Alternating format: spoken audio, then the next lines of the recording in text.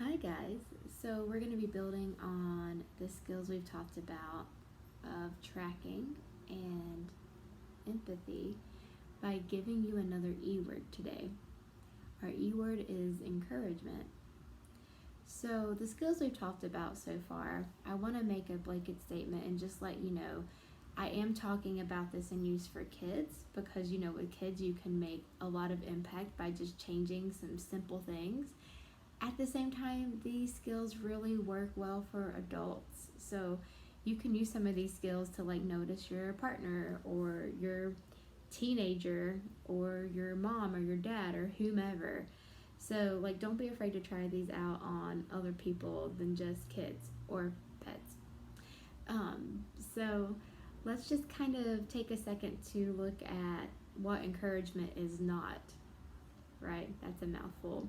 So encouragement is not saying, good job, well done. That's the most amazing thing I've ever seen. It's so beautiful. Those things are actually examples of praise. Praise focuses on the product that the child has made. So when you say that's beautiful, you're usually talking about a drawing or a piece of writing they produced. But encouragement would focus on the effort that they're putting behind that piece of art or that piece of writing. It sounds like you are working so hard on that. That's really looking frustrating. That's an empathy one.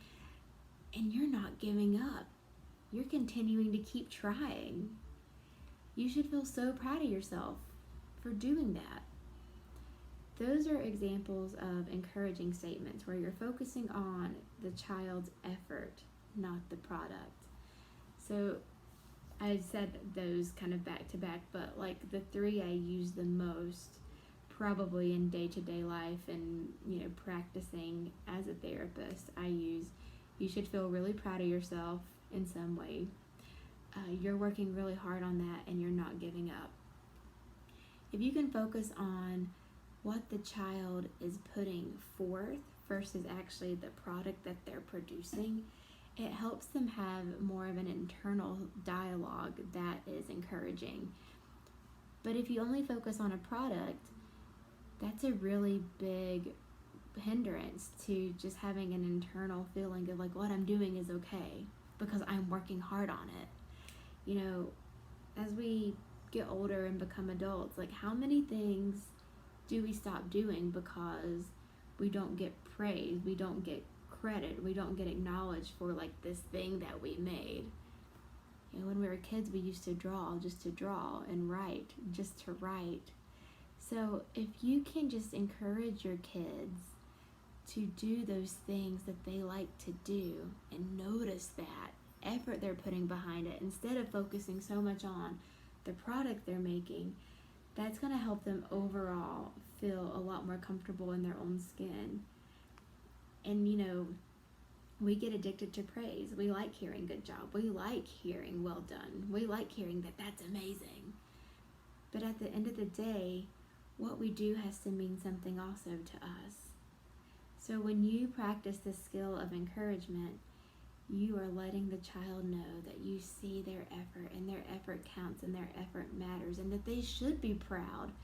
They should feel so amazing about themselves that they took a risk and put themselves out there to work on this. Just think about how your life could be different as an adult if somebody saw your efforts behind the products you produce. It could make a really big difference. So, I encourage you to use this skill of encouragement. Just real quick though, we'll go a quick recap over the two other skills we talked about. Tracking is the baseball announcer. Example, you're building a tower with blocks. Empathy is the next one. You're building a tower with blocks, and that makes you really happy. You're noticing the emotion. And this next one is E, is you're working really hard on that encouragement. You should feel proud of yourself for not giving up. Alright guys, so I hope you take some lessons from today's video, and I look forward to chatting with you again really soon.